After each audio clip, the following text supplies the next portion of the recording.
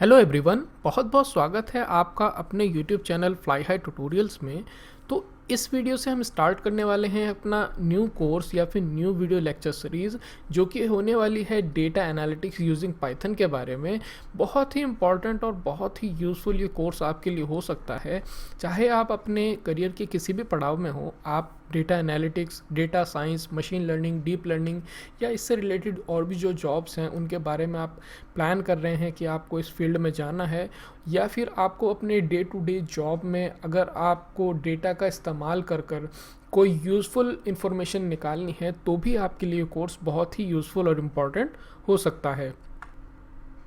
तो किन लोगों को ये कोर्स पढ़ना चाहिए? तो अगर आप बीई या बीटेक ग्रेजुएट्स हैं, पास आउट हो चुके हैं या फिर अभी पढ़ रहे हैं, आपकी कोई भी ब्रांच हो सकती है, electrical, electronics and communication, computer science, mechanical, civil, metallurgy, कोई भी आपकी ब्रांच हो सकती है, आप इस कोर्स को पढ़ सकते हैं। उसी के साथ साथ अगर आप डिप्लोमा या फिर पॉलिटेक्निक के स्टूडेंट हैं, पास आउट हो चुके हैं या फिर पढ़ रहे हैं, बेसिक नेसेसिटी ये है कि आपने 10 या फिर 10+2 लेवल पर मैथमेटिक्स पढ़ा हुआ होना चाहिए। उसी के साथ साथ अगर आप एमई, एमटेक या एमबीए के ग्रेजुएट्स हैं, तो भी आपके लिए इम्पॉर्टेंट कोर्स हो सकता है। और सबसे ज़रूरी और सबसे इम्पॉर्टेंट जो इस कोर्स के लिए चाहिए वो है आपकी पढ़ने की इच्छा। अगर आप पढ़ना चाहते हैं डेटा साइंस के बारे में, डेटा एनालिटिक्स के बारे में या फिर इन जनरल डेटा के बारे में, तो ये कोर्स बहुत ही इम्पॉर्टेंट आपके लिए हो सकता है। तो यहाँ पर आपको काफ़ी सारी कंपनीज़ के नाम जो है वो काफ़ी जाने पहचाने लग रहे होंगे। जैसे कि अगर हम बात करें अमेज़न के बारे में, नेटफ्लिक्स के बारे में, यूट्यूब के बारे में, फेसबुक के बारे में, तो बहुत सारी कंपनीज़ जो हैं या फिर जो बहुत सारी इनकी सर्विसेज हैं, उनमें से किसी न किसी का आपने अपनी लाइफ में इस्तेमाल ज़रूर किया होगा। मोस्ट प्रोबेबली ये वीडियो आप यूट्यूब पर देख रहे होंगे। तो किस तरीके से ये कंपनीज़ इस डेटा का इस्तेमाल करती हैं, ये बहुत ही इन डेप्थ टॉपिक है पढ़ने के लिए। लेकिन अगर हम बेसिक लेवल पर बात करें, तो अगर आप अमेज़ॉन पर या फिर किसी भी ई कॉमर्स वेबसाइट पर कोई प्रोडक्ट परचेज़ करते हैं, तो जिस प्रोडक्ट को आप परचेज़ करते हैं उससे रिलेटेड आपको बहुत सारी रिकमेंडेशन अमेज़ॉन सजेस्ट करता है। आपको वो सजेस्ट किस आधार पर करता है, उसके पीछे डेटा है। उसी के साथ साथ अगर आप नेटफ्लिक्स की बात करें या फिर यूट्यूब की बात करें, अगर आप कोई वीडियो देख रहे हैं या फिर कोई आप वेब सीरीज़ देख रहे हैं, तो उसके आधार पर यूट्यूब कैसे डिसाइड करता है कि आपको कौन सी नेक्स्ट वीडियो दिखाई जा सकती है, ताकि आप उससे पसंद कर पाएँ। उसी के साथ साथ फेसबुक आपके डेटा का इस्तेमाल करता है, आपको फेसबुक के ग्रुप सजेस्ट करने के लिए, आपके फ्रेंड सजेस्ट करने के लिए। उसी तरीके से इंस्टाग्राम पर आपको और व्हाट्सएप पर बहुत सारे तो तरीके से ये कंपनीज़ डेटा का इस्तेमाल करती हैं। और सबसे इम्पॉर्टेंट और एक आजकल यूज़फुल केस आपको देखने के लिए मिलेगा, वो है सेल्फ ड्राइविंग कार। गूगल ने अपनी सेल्फ ड्राइविंग कार लॉन्च की है। इसके बारे में हम डिटेल में किसी और कोर्स में पढ़ सकते हैं, लेकिन बेसिक पर्पज़ यहाँ पर ये है कि जितने भी आजकल कंपनीज़ हैं, वो सभी की सभी कहीं ना कहीं डेटा का इस्तेमाल ज़रूर करती हैं। तो जैसे कि मैंने आपको बताया है कि डेटा आजकल इतना ज़रूरी क्यों हो गया है, तो जैसे कि आप कहा जा रहा है कि data is the new oil. जी हाँ, कि अगर आपके पास जैसे पहले पेट्रोल, डीजल या फिर आपके पेट्रोलियम से रिलेटेड जो भी पदार्थ होते थे, वो काफ़ी यूज़फुल समझे जाते थे, आज भी समझे जाते हैं। लेकिन आज की डेट में कहा जा रहा है कि डेटा आपका न्यू ऑयल है। जिसके पास डेटा है, जितना ज़्यादा डेटा है, वो कंपनी उतनी ज़्यादा वैल्यूएबल आपके लिए हो सकती है। और इम्पॉर्टेंट चीज़ एक और ये है कि जो डेटा साइंस की जो जॉब है, वो 21st सेंचुरी की सबसे बेहतरीन जॉब में से एक है। यानी कि अगर आप इस फील्ड में अपना करियर स्टार्ट करने वाले हैं, तो इस तरीके के कोर्सेज़ को पढ़ के आप अपनी इस फील्ड में अपना करियर बना सकते हैं। एक और इम्पॉर्टेंट चीज़ जो कही जा रही है, वो ये है कि डेटा एनालिटिक्स के बिना कोई भी कंपनी जो है वो ब्लाइंड है एंड डीफ है। क्या मतलब है इसका, कि जैसे पहले ये हो सकता था कि कोई कंपनी डेटा का इस्तेमाल कर रही है, कोई नहीं कर रही है, यानी कि आपके पास चॉइस थी। आज की डेट में किसी भी अच्छी कंपनी के पास ये चॉइस नहीं है कि वो डेटा को इस्तेमाल करें या ना करें, बल्कि ये एक आप कह लें कि ज़रूरी चीज़ बन चुकी है हर एक कंपनी के लिए कि उनको डेटा का इस्तेमाल करना है, अगर उनको इस कंपेटिटिव मार्केट में ग्रो करना है। तो इसलिए ये इम्पॉर्टेंट है हर एक कंपनी के लिए। देख लेते हैं कि डेटा है क्या। तो विकिपीडिया के अनुसार अगर हम देखें तो डेटा बेसिकली है क्या, कलेक्शन है किसी डिस्क्रीट वैल्यूज़ का जो किसी इंफॉर्मेशन को आपको बताती है, या फिर किसी क्वांटिटी को डिस्क्राइब करती है, किसी क्वालिटी के बारे में बताती है, किसी फैक्ट या फिर स्टैट्स के बारे में बताती है। आसान शब्दों में अगर इसको हम कहें तो आप एग्जाम्पल ले सकते हैं इस वीडियो का। आप देख सकते हैं कि इस वीडियो पे कितने लाइक्स हो सकते हैं, कितने इस पर व्यूज़ हो सकते हैं।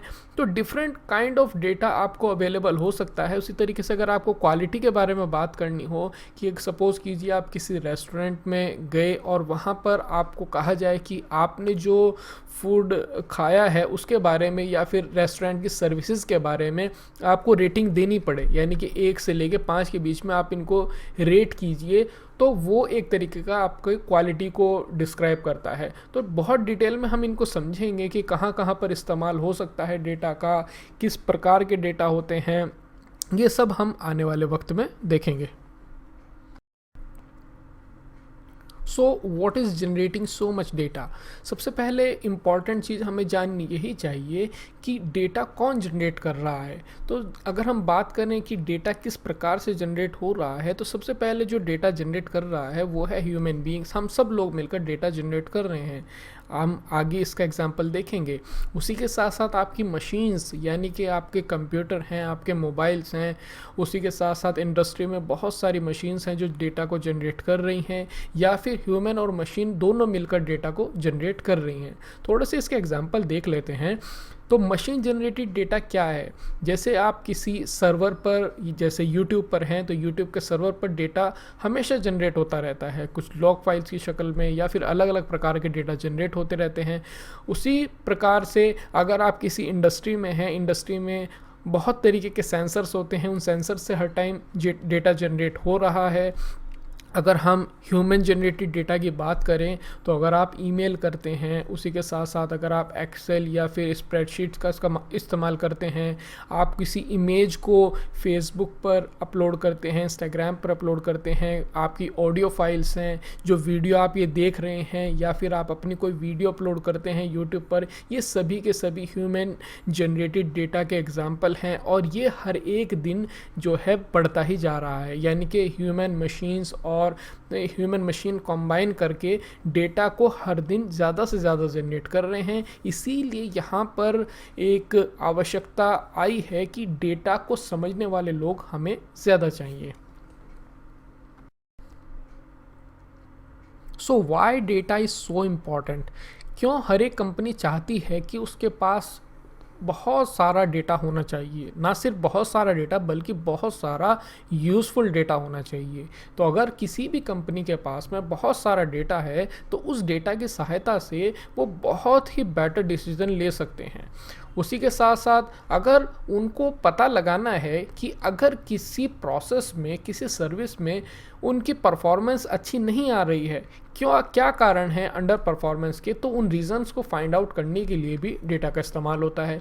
उसी के साथ साथ अगर हमने कोई सर्विस लॉन्च की है, उसको हम इवेल्युएट करना है कि ये हमने सर्विस लॉन्च की है, इसका हमें परफॉर्मेंस हमारे बेंचमार्क के अनुसार, यानी कि जो हमने एक शुरुआत में तय कर लिया था कि हमें लगभग इतना तो मिनिमम चाहिए ही चाहिए इस सर्विसेज को डिप्लॉय करने के बाद में, तो उस सर्विसेज की परफॉर्मेंस को इवैल्यूएट करने के लिए भी डेटा का इस्तेमाल होता है। उसी के साथ साथ किसी प्रोसेस को इम्प्रूव करने के लिए डेटा का इस्तेमाल होता है। ये बहुत ही, मैं आपको हाई लेवल के भी कॉन्सेप्ट समझा रहा हूँ। आने वाले कोर्सेज में, आने वाली वीडियोस में हम बहुत ही इन डेप्थ समझेंगे इन सभी का मीनिंग क्या होता है, कहाँ पर किस तरीके से हम इनको इस्तेमाल करते हैं। उसी के साथ साथ अगर देखें तो कस्टमर को समझने के लिए, मार्केट को समझने के लिए कि किस प्रकार के मार्केट में हम किसी प्रोडक्ट को लॉन्च करना चाहते हैं, हमारे जो कंज्यूमर हैं उनका किस प्रकार का बिहेवियर है, किस प्रकार के प्रोडक्ट्स को वो पसंद करते हैं, तो आप अल्टीमेटली कह सकते हैं कि डेटा हर एक जगह, यानी कि कंपनी के हर एक डिसीजन प्रोसेस में डेटा का इस्तेमाल होता है। ओके, सो हम नेक्स्ट समझते हैं कि क्या डेटा एनालिसिस और डेटा एनालिटिक्स एक ही चीज़ के नाम है, या इन जनरल अगर मैं बात करूं क्या एनालिसिस और एनालिटिक्स दोनों एक ही चीज़ के नाम है, या फिर इनमें कुछ अंतर भी होता है। इस बारे में हम आगे समझेंगे। तो देखिए, जब भी बात की जाती है आपके एनालिसिस के बारे में, तो आपको ध्यान ये रखना है कि हमेशा पास्ट की बात होगी। यानी कि ये कुछ प्रकार के क्वेश्चंस को एड्रेस करता है एनालिसिस के बारे में। हम अगर बात करें जैसे कि हाउ, कोई चीज़ कैसे हुई, वाई, कोई चीज़ क्यों हुई। उदाहरण के तौर पर अगर मैं आपको समझाऊं तो सपोज़ कीजिए कोई कंपनी है और उस कंपनी की जो सेल्स हैं वो किसी पर्टिकुलर क्वार्टर में बढ़ गई हैं, या इसका विपरीत भी हो सकता है, किसी पर्टिकुलर क्वार्टर में वो आपकी सेल डिक्रीज़ हो गई हैं। तो कंपनी ये समझना चाहती है कि ये जो सेल में इंक्रीज़ हुआ है, ग्रोथ हुई है या फिर डिक्लाइन हुआ है, ये कैसे हुआ है और क्यों हुआ है। यानी कि पास डेटा के आधार पर वो उस अपनी सेल्स को समझना चाह रहे हैं। तो ये आपका एनालिसिस का पार्ट है। उसी के साथ साथ अगर हम एनालिटिक्स की बात करें, तो जब भी एनालिटिक्स की बात होगी तो यहाँ पर बात होगी फ्यूचर के बारे में। यहाँ पर आपको ध्यान रखना है, फ्यूचर के बारे में हम बात करेंगे। यानी कि हम यहाँ पर जो पोटेंशियल फ्यूचर इवेंट्स हो सकते हैं उनके बारे में बात करना चाहेंगे। एग्जाम्पल के तौर पर, सेम एग्जाम्पल को हम लेते हैं कि सपोज़ कीजिए मेरे पास जनवरी से लेकर के मार्च तक का किसी कंपनी का सेल्स डेटा अवेलेबल है, और अब इस डेटा के आधार पर मैं ये जानना चाहता हूँ कि मेरी अप्रैल की सेल बढ़ेगी या घटेगी। तो ये जो एनालिटिक्स का पार्ट है ये आपका आता है। यानी कि जब आपको फ्यूचर के बारे में बात करनी है तब आप बात करेंगे एनालिटिक्स के बारे में। तो ये छोटा सा और इम्पॉर्टेंट डिफरेंस है जो आपको ध्यान में रखना है, क्योंकि जब हम एनालिसिस के कुछ टूल्स को, कुछ मेथड्स को डिस्कस करेंगे वो आपके कुछ डिफरेंट होंगे। जब हम एनालिटिक्स की बात करेंगे, यहाँ पर हम मॉडलिंग की बात करेंगे, फ्यूचर की वीडियोस में आप देखेंगे तो आपको एक मोटा मोटा कॉन्सेप्ट इनके बीच में क्या फ़र्क होता है ये आपको ध्यान में रखना है।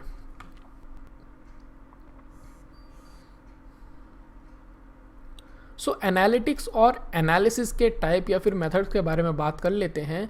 तो एनालिटिक्स के जो टाइप्स या फिर मेथड होते हैं वो दो टाइप के होते हैं। एक है आपका क्वालिटेटिव और एक है आपका क्वांटिटेटिव। तो क्वालिटेटिव की अगर हम बात करें तो यहाँ पर होता है आपका इंट्यूशन और एनालिसिस। यानी कि आपके बिजनेस एक्सपर्ट होते हैं जिनको बिजनेस की समझ होती है, वो अपनी समझ बूझ और एनालिसिस को इस्तेमाल करते हुए किसी एक प्रोसेस, किसी एक सर्विस या फिर प्रोडक्ट के बारे में किसी निष्कर्ष तक पहुंचते हैं। तो वहां पर काम आता है आपका इंट्यूशन, बिजनेस एक्सपर्ट्स की सलाह जिसे आप कह सकते हैं, वो आपका क्वालिटेटिव मेथड है। जबकि क्वांटिटेटिव मेथड की बात करें तो ये साइंटिफिक मेथड है। यहाँ पर हम इस्तेमाल करते हैं आपके बहुत सारे फार्मूलाज और एल्गोरिदम। यानी कि इन जनरल आपकी जो डेटा साइंस है, यानी कि machine learning, deep learning algorithms हैं, उन सब का इस्तेमाल करते हुए यहाँ पर हम किसी निष्कर्ष पर पहुँचते हैं। उसी तरीके से अगर हम एनालिसिस के मेथड्स की बात करें तो वो भी दो टाइप के हैं, जैसे कि क्वालिटेटिव है और एक क्वांटिटेटिव है। यहाँ पर क्वालिटेटिव की बात करें तो ये बेसिकली एक्सप्लेन करता है कि how and why story ends the way it did. यानी कि इसको इस तरीके से आप समझ लीजिए कि अगर हमारे सेल्स में कोई ग्रोथ हुई है या फिर डिक्लाइन हुई है पास्ट में, क्योंकि अगर हम एनालिसिस की बात कर रहे हैं तो आपको दोबारा याद दिला दूं, हम पास्ट डेटा की बात कर रहे हैं, पास्ट के बारे में हम जानकारी निकाल रहे हैं। तो यहाँ पर इंट्यूशन के आधार पर हम सोचेंगे कि क्यों कोई चीज़, कोई फिनोमिना क्यों और कैसे हुआ। जबकि क्वांटिटेटिव की बात करें तो यहाँ पर आपका डेटा होगा, नंबर्स की बात होगी यहाँ पर कि कोई सेल बढ़ी है या घटी है तो वो क्यों घटी है, बढ़ी है, नंबर के आधार पर हम यहाँ पर बात करेंगे। यानी कि आगे हम देखेंगे कि इन्फ्रेंशियल और आपकी डेस्क्रिप्टिव स्टैट्स में क्या फ़र्क होता है और कैसे हम उनका इस्तेमाल करके अपनी अंडरस्टैंडिंग को डेटा के बारे में एनहांस कर सकते हैं। तो इन शॉर्ट्स में अगर हम कहें कि एनालिसिस और एनालिटिक्स एक नहीं होते हैं, फ़र्क मैंने आपको बता दिया है। उसी के साथ साथ डेटा एनालिसिस और डेटा एनालिटिक्स भी एक नहीं होते हैं। उसी प्रकार से बिजनेस एनालिसिस और बिजनेस एनालिटिक्स में भी अंतर होता है। ये आपको इम्पॉर्टेंट चीज़ है, ध्यान में रखनी है। तो अब हम देखेंगे कि आने वाले इस पूरे कोर्स में, इस पूरे वीडियो लेक्चर सीरीज़ में हम क्या कुछ पढ़ने वाले हैं। तो देखिए यहाँ पर हम इन डेप्थ डिस्क्रिप्टिव स्टैट्स के बारे में पढ़ेंगे। जितने भी बहुत सारे यूज़फुल और इम्पॉर्टेंट कॉन्सेप्ट्स हैं जो आपके करियर में बहुत ज़्यादा मददगार, बहुत ज़्यादा यूज़फुल हो सकते हैं, उन सब के बारे में पढ़ेंगे। स्टैट्स आपकी दो टाइप की है, बेसिकली इन्फ्रेंशियल है और डिस्क्रिप्टिव है। इन डिटेल हम आने वाले लेक्चर्स में पढ़ेंगे। उसी के साथ साथ प्रोबेबिलिटी थ्योरी के बारे में पढ़ेंगे और पाइथन 3, जो आप कह सकते हैं कि आजकल सबसे ज़्यादा जो इन डिमांड आप की डेटा में जिस लैंग्वेज की, जिस प्रोग्रामिंग लैंग्वेज की सबसे ज़्यादा डिमांड है वो है आपके पाइथन। सीखने के लिए भी आसान है और बहुत ज़्यादा लाइब्रेरीज इसके अवेलेबल हैं जिसका इस्तेमाल करके आप डेटा साइंस को, डेटा एनालिटिक्स को, मशीन लर्निंग, डीप लर्निंग को आसान बना सकते हैं। तो जैसे मैंने आपको बताया है कि पाइथन 3 को हम पढ़ेंगे और पाइथन की जो लाइब्रेरीज़ हैं डेटा साइंस से रिलेटेड जो हैं उनके बारे में हम पढ़ेंगे और बहुत सारी चीज़ें हम इसमें टाइम टू टाइम ऐड करेंगे। आने वाले टाइम में, फ्यूचर में मैं इसमें मशीन लर्निंग से रिलेटेड, डीप लर्निंग से रिलेटेड और जितने कॉन्सेप्ट्स होंगे उनके बारे में भी हम इसमें इस वीडियो कोर्स में वो चीज़ें ऐड करते जाएंगे। तो आप इस कोर्स को बड़े ही ध्यान से समझिए, पढ़िए, क्योंकि ये आपके लिए काफ़ी यूज़फुल, काफ़ी इम्पॉर्टेंट हो सकता है। तो इसी के साथ साथ अगर आपने अभी तक हमारे चैनल को सब्सक्राइब नहीं किया है तो सब्सक्राइब ज़रूर कर लीजिए और बेल आइकन को भी प्रेस कर लीजिए, ताकि जब भी मैं कोई वीडियो अपलोड करूं तो आपको उसका नोटिफिकेशन मिलता रहे। और आप कमेंट सेक्शन में कमेंट करके ज़रूर बताइए कि क्या आप एक्साइटेड हैं इस सीरीज़ को लेकर और क्या आप और पढ़ना चाहते हैं, किस फील्ड से रिलेटेड आप पढ़ना चाहते हैं, उससे रिलेटेड भी हम डेफिनेटली उस पर काम करेंगे और आपकी जो भी कोई ख्वाहिश होगी उस पर हम वीडियो बनाने का प्रयास करेंगे। तो इसी के साथ साथ अलविदा कहते हैं। Thank you very much.